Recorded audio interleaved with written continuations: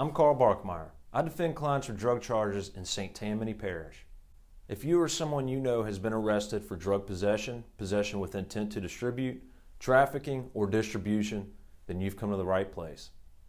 For over 14 years, I have defended hundreds of clients with various drug charges in Louisiana.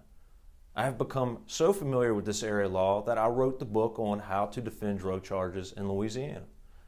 The drug laws in Louisiana get harsher every year. These charges require serious skill and care, of which I provide to my clients. So if you or someone you know has been arrested for a drug charge including heroin, cocaine, methamphetamine, marijuana, pills, etc., give me a call. I'd be happy to help.